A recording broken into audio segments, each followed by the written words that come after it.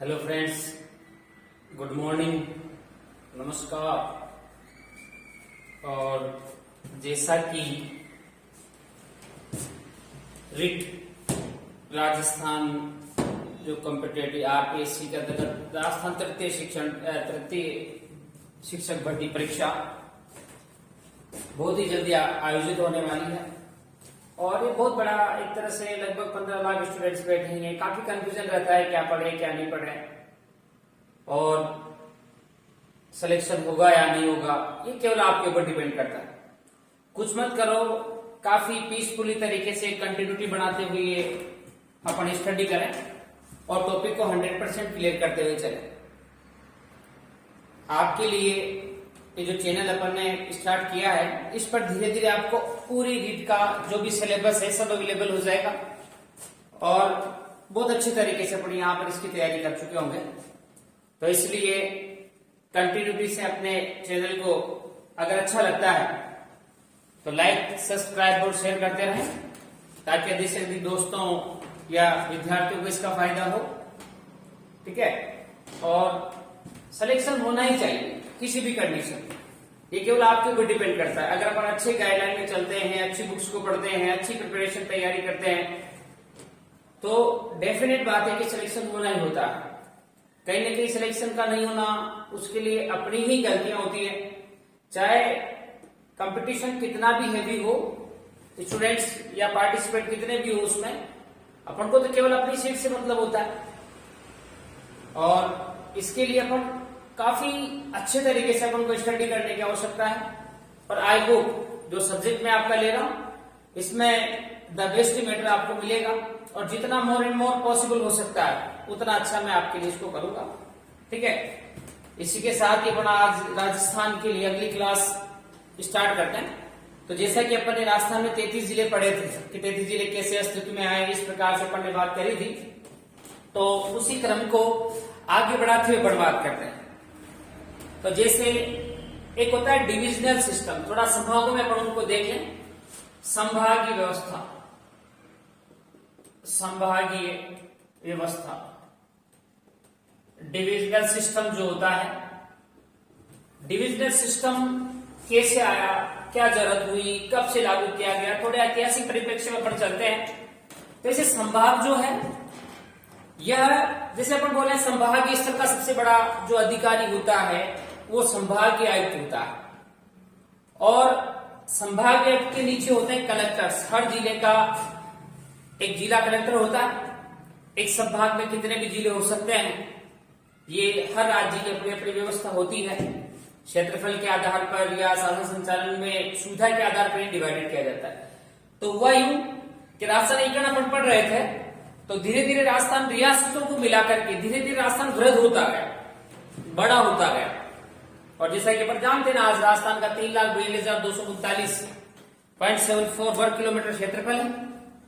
तो सेम जब राजस्थान काफी बड़ा हो जाता है तो शासन संचालन की जो सुविधा है उसे और श्रेष्ठतम बनाने के लिए राज्य स्तर का जो प्रशासनिक अधिकारी होता है, सबसे बड़ा मुख्य सचिव होता है।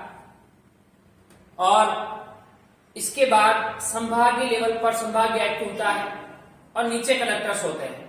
जो जिले का कार्यकारी या सर्वोपरि अधिकारी होता है जिला कलेक्टर, तो मुख्य या संभागीय आयुक्त जो करता है वो मुख्य सचिव और कलेक्टर्स के बीच की कड़ी है, यानी दोनों में सामंजस्य बनाए रखता है या कोई भी आदेश वगैरह या मैनेजमेंट सुविधा की दृष्टि से सहायक होता है।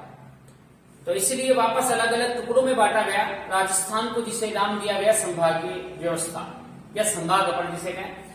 तो हुआ यूं कि संभाग, अब संभाग कब अस्तित्व में आया, तो जैसे अपन थोड़ा सा वापस चलते हैं, मैं आपको ले चलता हूं राजस्थान का एकीकरण। राजस्थान का एकीकरण, और अपन जानते हैं एकीकरण का जो चौथा चरण है इसे नाम दिया गया था वृहद राजस्थान, वृहद या अपन इसे कह सकते हैं विशाल राजस्थान। वृहद या विशाल राजस्थान नाम से चौथे चरण में नाम रखा गया।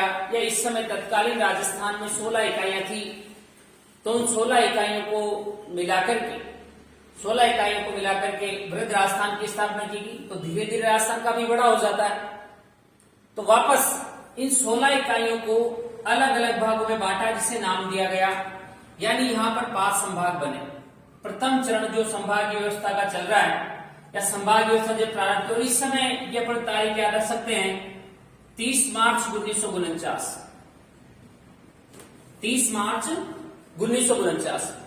तो 30 मार्च 1949 को अपन एक और दिवस मनाते हैं, राजस्थान दिवस, क्योंकि इस समय राजस्थान की आकृति काफी बड़ी हो जाती है और ऐसा माना जाता है कि अभी तक जो रियासती मंत्रालय जो प्रयास कर रहा था, सरदार वल्लभ भाई पटेल जो प्रयास कर रहे थे राजस्थान राज्य की स्थापना के लिए प्रयासरत थे, तो इतनी 16 इकाइयां शामिल हो जाने के बाद ऐसा माना गया कि जो उनका प्रयास अब सफल होने लगा है, यानी अपन ये कहें कि राजस्थान नाम का राज्य संभवतः विस्तारित हो चुका है। इसलिए इस दिन को बड़े हर्ष और उल्लास के रूप में मनाया गया और तभी से इस दिन को राजस्थान दिवस के रूप में घोषित कर दिया गया। अब इस समय क्या हुआ कि राजस्थान के मुख्यमंत्री थे आपके कौन थे? हीरालाल शास्त्री। हीरालाल शास्त्री इस समय इन्हें प्रधानमंत्री के रूप में जाना जाता था। 26 जनवरी 1950 तक इनके इस पद को प्रधानमंत्री के नाम से संबोधित किया गया। हाँ, संविधान लागू होने के बाद फिर इन्हें मुख्यमंत्री का दर्जा दिया गया, या राजस्थान की मुखिया को फिर मुख्यमंत्री बोला जाने लगा और राष्ट्र मुखिया को अपन बोलते हैं मुख्य प्रधानमंत्री बोला जाने लगा। तो एकमात्र ऐसा व्यक्तित्व है एकीकरण के दौर पर या राजस्थान के इतिहास में जो प्रधानमंत्री मुख्यमंत्री दोनों नामों से संबोधित किए गए, दोनों पदों पर आसीन रहे। तो मुख्यमंत्री हीरालाल शास्त्री द्वारा, और इस समय राज प्रमुख का पद हुआ करता था जिनका नाम था मान सिंह की द्वितीय या सवाई मान सिंह, इनको सवाई की उपाधि प्राप्त थी, जो जयपुर से इनका संबंध था। तो राज प्रमुख मान सिंह व मुख्यमंत्री हीरालाल शास्त्री के द्वारा 30 मार्च 1949 को राजस्थान दिवस के उपलक्ष्य में एक व्यवस्था प्रारंभ की गई, या पुनः राजस्थान की रियासतों को, तत्कालीन राजस्थान को अलग अलग भागों में बांटा, जिसे नाम दिया गया संभाग। और इस समय 16 इकाइयों को 5 संभागों में बांटा, जिन्हें अपन कह सकते हैं जयपुर, जोधपुर, बीकानेर, उदयपुर और एट लास्ट है कोटा। ये 5 संभाग अस्तित्व में आते हैं, या अपन कहें संभागीय व्यवस्था के प्रथम चरण में 5 संभाग बनाए गए। ठीक, इसके बाद फिर अपन चलते हैं कि राजस्थान के किरण में, राजस्थान में आप जानते हो कि 1 नवंबर 1956 को 7वें चरण में विलय हुआ। 1 नवंबर 1956 जब आता है तो 1 नवंबर 1956 को राजस्थान में अजमेर मेरवाड़ा में विलय होता है। यानी अपन यूं कहें इस समय राजस्थान के 26वें जिले का दर्जा इसे दिया गया है। और अब यहां के मुख्यमंत्री हुआ करते थे मोहनलाल सुखाड़िया।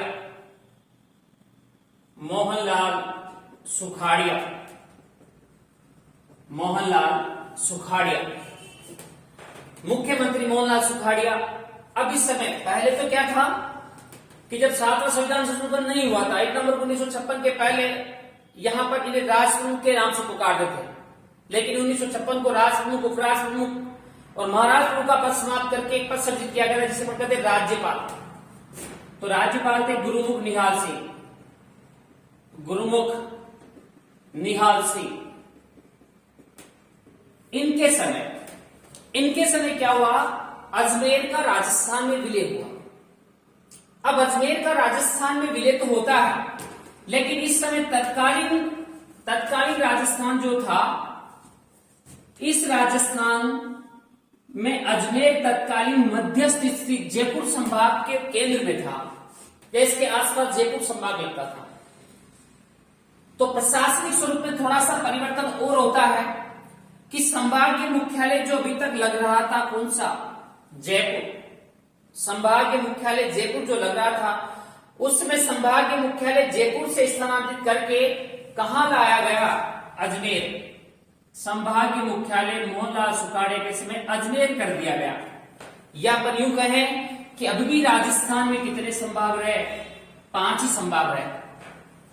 कितने संभाग अस्तित्व में आते हैं? 1 नवंबर 1956 को राजस्थान में संभागों की संख्या होती है भाई, कितनी होती है? 5 होती है। और जयपुर की जगह संभाग किसे बना दिया जाता है? संभाग के मुख्यालय, एरिया वही है, संभाग के मुख्यालय अजमेर बना दिया जाता है।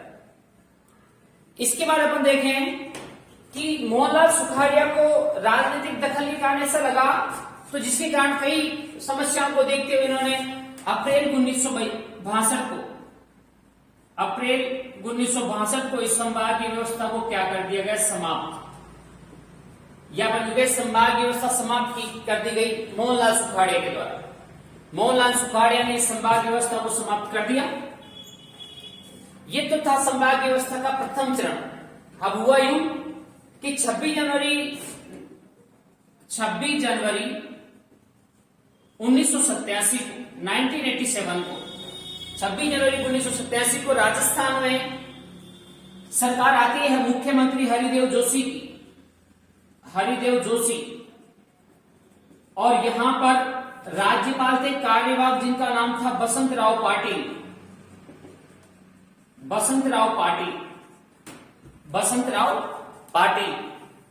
ये इनके द्वारा संभागीय व्यवस्था का पुनः प्रारंभ किया गया, या पुनः संभागीय व्यवस्था लागू कर दी गई। तो अगर आप यूं कहें कि संभागीय व्यवस्था को पुनः प्रारंभ किसके द्वारा किया गया था? हरिदेव जोशी के द्वारा। संभागीय व्यवस्था का प्रारंभ किसने किया था? हीरालाल शास्त्री ने। तो संभागीय व्यवस्था के जनक तो हीरालाल शास्त्री कहलाएंगे, लेकिन आधुनिक संभागीय व्यवस्था या द्वितीय जन की संभागीय व्यवस्था के जनक अपन किसे कहते हैं? हरिदेव जोशी को कहते हैं। अब इन्होंने क्या किया कि अजमेर संभाग के 2 टुकड़े करके वापस संभाग कितने कर दिए? 6, जो सेम ही रहेंगे आपके। जयपुर है, जोधपुर है, बीकानेर है, उदयपुर है, कोटा है, और एक और संभाग अस्तित्व में आया था जिसे अपन कहते हैं अजमेर। इस प्रकार से अब 26 जनवरी 1987 को राजस्थान में संभागों की संख्या कितनी हो चुकी थी भाई? कितनी हो चुकी थी? कितनी होगी? 6। और इस समय आप जानते हो 1987 में राजस्थान में जिलों की संख्या थी कितनी थी? 27। तो जब संभाग व्यवस्था पुनः प्रारंभ की गई, जब संभाग व्यवस्था का पुनः प्रारंभ होता है 26 जनवरी 1987 को, तो हरिदेव जोशी के द्वारा 27 जिलों को 6 संभागों में बांटा गया। और यदि नेक्स्ट क्रम में अपन बात करते हैं, क्योंकि आज संभाग कितने हैं? 7। तो राजस्थान का 7वां व नवीनतम संभाग बनाया गया था भाई भरतपुर। राजस्थान का 7वां या नवीनतम संभाग कब बना? भरतपुर बना। जब बना? 4 जून 2005 को। 4 जून 2005 को। इसमें मुख्यमंत्री थे राजस्थान में कौन थी भाई? वसुंधरा राजे सिंधिया, श्रीमती वसुंधरा राजे सिंधिया, और राज्यपाल थी प्रतिभा देवी सिंह पाटिल।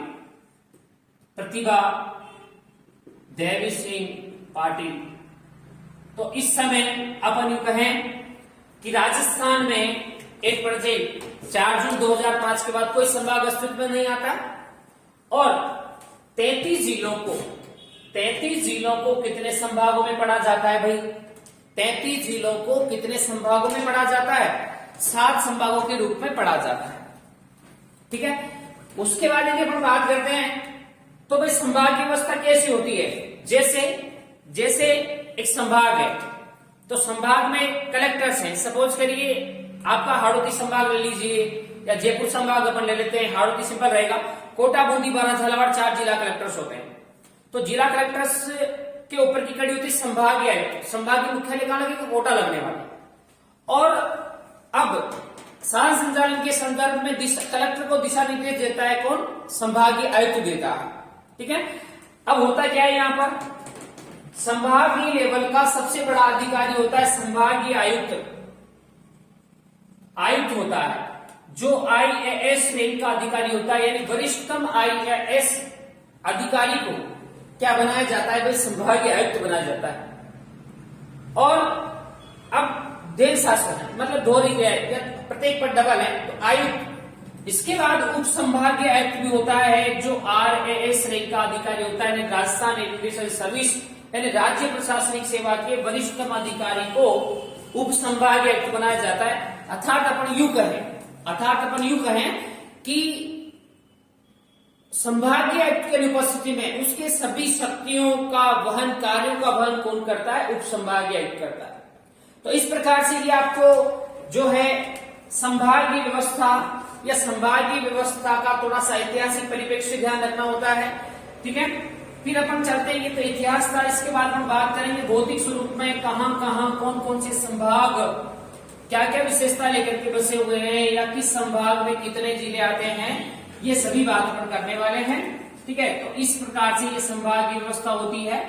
और अब यहाँ पर अपन ने देखा होगा ज्यादा क्वेश्चंस वहीं से आते हैं कि जैसे जनसंख्या में सबसे बड़ा संभाग कौन सा है, निम्न में से कौन सा जिला इस संभाग में नहीं आता, या निम्न में से कौन सा जिला इस संभाग में आता है, इस संभाग में कितने जिले आते हैं, कौन सा संभाग कौन सी सीमा बनाता है, इस प्रकार ढेर सारी बातें यहाँ पर की जाती है। ठीक है, तो इसके पहले अपन थोड़ी सी बात कर लेते हैं कि जैसे अपन बात करेंगे राजस्थान की स्थलीय सीमा, राजस्थान की स्थलीय सीमा जो अपन जानते हैं कितनी लगती है, 5920 किलोमीटर लगती है। आगे अपन बात करेंगे राजस्थान की स्थलीय सीमा की, लेकिन अभी थोड़ा संभागीय लेवल से पर बात कर लेते हैं कि राजस्थान की स्थलीय सीमा जो है वो 5920 किलोमीटर है। अब 5920 किलोमीटर जो स्थलीय सीमा है, इस पर कितने संभाग है, इस पर टोटल स्थित संभागों की संख्या कितनी है भाई? तो राजस्थान की स्थलीय सीमा पर स्थित संभागों की संख्या बताइए कितनी हो सकती है, या कितने संभाग राजस्थान में स्थलीय सीमा का निर्माण करते हैं? गेस करिए क्या हो सकता है? 7 संभाग, टोटल 7 ही संभाग राजस्थान में स्थलीय सीमा का निर्माण करते हैं, स्थलीय सीमा पर स्थित है। अब यहीं पर अपन बात कर लेंगे कि हाईएस्ट कौन सा है और लोवेस्ट कौन सा है, यानी सर्वाधिक स्थलीय सीमा का निर्माण कौन सा संभाग करता है और न्यूनतम स्थलीय सीमा का निर्माण कौन सा संभाग करता है। तो सर्वाधिक स्थलीय सीमा का निर्माण करने वाला संभाग है भाई कौन सा होने वाला है? जोधपुर। और न्यूनतम स्थलीय सीमा का निर्माण करने वाला संभाग है भाई कौन सा होगा? अजमेर। कौन सा होने वाला है? अजमेर। अब चूंकि अपन जानते हैं राजस्थान एक सीमावर्ती राज्य है, सीमावर्ती यानी अपन यूं कहें कि भारत की स्थलीय सीमा का निर्माण करता है, या अंतर्राष्ट्रीय सीमा परिस्थिति से राजस्थान की स्थलीय सीमा को 2 भागों में पढ़ा जाता है। हाँ, जैसे मध्य प्रदेश हुआ, अलग जो राज्य है जो हरियाणा हुआ, ये किसी भी देश को स्पर्श नहीं करते, इसलिए इनकी सीमाओं को प्राय 2 भागों में नहीं पढ़ा जाता। अब राजस्थान एक सीमावर्ती राज्य है, स्थलीय सीमा है, स्थलीय सीमा का परिस्थिति है, इसलिए इसकी सीमा को 2 भागों में पढ़ते हैं। एक तो होती है भाई आपकी कौन सी होगी? इंटरनेशनल बॉर्डर, आईबी, अंतरराष्ट्रीय सीमा, अंतरराष्ट्रीय सीमा होगी। और अंतरराष्ट्रीय सीमा की लंबाई आप जानते हो कितने किलोमीटर आने वाली है भाई? 1070 किलोमीटर। अंतरराष्ट्रीय सीमा पर कितने संभाग है? अंतरराष्ट्रीय सीमा पर स्थित संभाग कितने हैं राजस्थान में? तो अंतरराष्ट्रीय सीमा पर स्थित संभाग कितने होने वाले भाई? 2।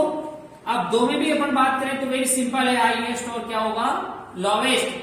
कि सर्वाधिक स्थलीय सीमा का निर्माण अंतरराष्ट्रीय सीमा का निर्माण करने वाला संभाग कौन सा है? कौन सा होगा भाई? जोधपुर। और न्यूनतम अंतरराष्ट्रीय सीमा का निर्माण करने वाला संभाग है भाई कौन सा होगा? बीकानेर। इसके बाद चले अपन तो यहीं पर बात करेंगे, एक और सीमा होती है जिसे अपन बोलते हैं स्टेट बॉर्डर, अंतरराज्यीय सीमा। अंतरराज्यीय सीमा, अंतरराज्यीय सीमा जो है वो 4850 यानी 4850 किलोमीटर लगती है। तो फिर यदि मैं आपसे एक क्वेश्चन करूं कि राजस्थान में अंतरराज्यीय सीमा की लंबाई 4850, इस पर कितने संभाग है? देखिए यहां से चलते अपन, स्थलीय सीमा पर कुछ संभाग 7 हैं, सर्वाधिक जोधपुर बनाता है, न्यूनतम अजमेर बनाता है। अंतरराष्ट्रीय सीमा 1070 किलोमीटर है, 2 संभाग है, सर्वाधिक जोधपुर, न्यूनतम बीकानेर बनाता है। अब बात करें अंतरराज्यीय सीमा, तो अंतरराज्यीय सीमा पर ऐसे संभागों की संख्या भी कितनी आएगी भाई? 7 आने वाली है। सेम उसी पैटर्न में अपन यहाँ पर याद करें, हाईएस्ट सर्वाधिक कौन बनाता है और लोवेस्ट न्यूनतम कौन बनाता है? तो बताइए सर्वाधिक अंतरराज्यीय सीमा बनाने वाला संभाग कौन सा है? तो यहां पर आने वाला है कौन सा? उदयपुर संभाग। उदयपुर संभाग। और न्यूनतम स्थलीय सीमा का निर्माण सॉरी अंतर्राज्यीय सीमा का निर्माण करने वाला संभाग कौन सा है? अजमेर। ठीक है, तो इस प्रकार से अपन ये सीमाओं के आधार पर संभागों का रेफरेंस ध्यान रखेंगे। और राजस्थान में वह संभाग जो दोनों सीमाओं को प्लस है, या अपन यूं कहें कि राजस्थान के वह संभाग कौन से हैं जो अंतर्राज्यीय सीमा भी बनाते हैं और अंतर्राज्यीय सीमा भी बनाते हैं। तो बताइए कौन कौन सा संभाग आने वाला है? एक तो संभाग होगा आपका बी से बीकानेर, क्योंकि बीकानेर के जो 4 जिले हैं, बीकानेर, गंगानगर, हनुमानगढ़, चूरू, तो हनुमानगढ़, चूरू, गंगानगर ये अंतर्राज्यीय सीमा हनुमानगढ़, चूरू अंतर्राज्यीय सीमा पर भी आते हैं और गंगानगर इधर आपके जो है वो कौन सा आता है? अंतर्राष्ट्रीय सीमा पर भी आता है। इसी के बाद अपन बीकानेर के बाद बात करेंगे तो यहीं पर आपका होने वाला है जोधपुर संभाग। तो बीकानेर व जोधपुर ऐसे संभाग हैं दो जो अंतर्राज्यीय व अंतर्राष्ट्रीय दोनों प्रकार की सीमाएं बनाते हैं। तो इस प्रकार से अपन ध्यान रखेंगे। वापस अपन रिपीटेशन करते हैं। संभाग की व्यवस्था प्रारंभ होती है 30 मार्च 1949 को। जनक हीरालाल शास्त्री, इनके सहयोगी थे मानसिंह द्वितीय। ठीक है, प्रथम चरण में 5 संभाग बनाए जाते हैं, 16 इकाइयां थी, इनको 5 संभागों में बांटा। 1 नवंबर 1956 को अजमेर मेरवड़ा का विलेवा मोहनलाल सुखाड़िया के समय संभाग व्यवस्था को समाप्त की जाती है 1962 में। तो ठीक इसी प्रकार से नवीनतम संभाग भरतपुर है।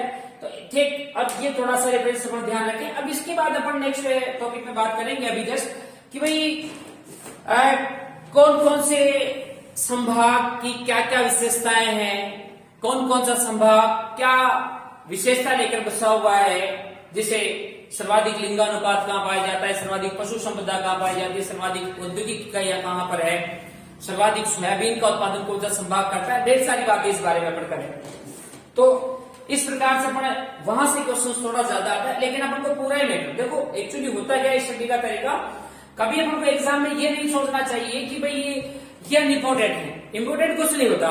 मोर एंड मोर लर्न करेंगे, जितना बेटर हो जाए, जितना अच्छा हो जाए उस तरीके से अपन लर्न करें। कभी पॉसिबिलिटी अभी अपने पास टाइम है तो कभी भी ऐसा नहीं सोचना चाहिए कि बड़ी स्पेक्टर को छोड़ देते हैं या मोर एंड मोर क्या हो सकता है। हमेशा इंटेलिजेंट क्वालिफायर करता है स्टूडेंट्स क्या करता है कि हमेशा उसे बुक्स छोटी लगती है, उसके पास टाइम होता है बस, और नहीं पढ़ने वाले अनसेलेक्टेड बंदे क्या होते हैं उनके पास बुक्स काफी बड़ी होती है, या यूं कहें अपन की बुक्स खत्म ही नहीं होती, बड़ी का मतलब खत्म ही नहीं होती। तो ये वाली बात है। और किसी ने सच ही कहा है कि बुक अपने पास कोई सी भी पड़ी हो उसे पढ़ दीजिए। कभी भी ये नहीं मानना चाहिए कि इस बुक में से ये क्वेश्चन नहीं आएगा, ये छोटी सी बुक है या ये इस पब्लिकेशन की है, ये अच्छी नहीं है, वो लाता हूं वो लाता हूं, ऐसे ढेर सारे जो भी है एक बार उसे अच्छे तरीके से 10 बार पढ़िए। 10 बुक को एक बार पढ़ने से कोई रिजल्ट नहीं आता, लेकिन एक बुक को ही 10 बार पढ़ोगे तो डेफिनेट रूप से, क्योंकि हर बुक अपने अपने क्वालिटी रखती है, लगभग 70, 60, 80% तक मैटर लगभग सभी बुकों में समान होता है। ठीक है, तो इस प्रकार से अपन अच्छी तैयारी करिए। और जहां भी कंफ्यूजन हो, किसी भी कॉम्पिटेटिव एग्जाम्स के बारे में कहीं कंफ्यूजन आपके क्रिएट होता है तो कभी होपलेस होना ही नहीं है। एग्जाम बिल्कुल सिंपल ही आता है, हर एग्जाम बिल्कुल सिंपल होता है, केवल तैयारी के ऊपर डिपेंड करता है। और तैयारी कैसे करें इसके लिए वैसे आप अपन सभी या खुद अपन अपना डिसीजन ले सकते हैं, बट फिर भी कहीं अगर कंफ्यूजन लगता है तो बिल्कुल आप कमेंट बॉक्स में डाल करके बताइएगा, बिल्कुल आपको उसका सॉल्यूशन किया जाएगा।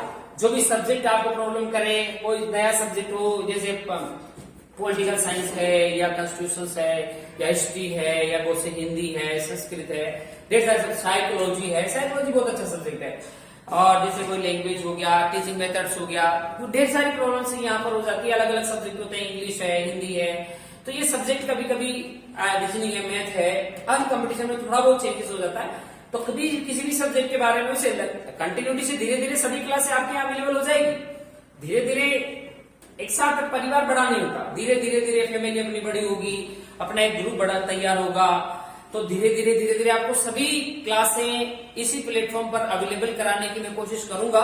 ठीक है, और कंटिन्यूटी से तैयारी करते रहो। जहां भी कंफ्यूजन हो बिल्कुल आप मुझे इन्फॉर्म करिएगा, उसका डेफिनेट रूप से सॉल्यूशन होगा। अच्छी पढ़ाई करें, मस्त रहो, मस्त खाओ, मस्त पढ़ो, मस्त सो। एक सिलेक्शन वाला बंदा कभी टेंशन में नहीं होता, मस्त मौला होता है। उसके कभी एग्जाम आने वाला है और इतने दिन बचे, ये टेंशन, ये सब अनसिलेक्टेड बंदा करता है। एक समायोजित होता है, प्रफुल्लित होता है, मस्त होता है। तो इसलिए मस्त बंदे की तरह रहिए और मस्त रहो, मस्त काम करो, मस्त हो, मस्त हर काम बढ़िया करना है, एक निश्चित शेड्यूल के अनुसार चलना है। तो कभी डिप्रेशन में आओगे नहीं, तनाव में आओगे नहीं।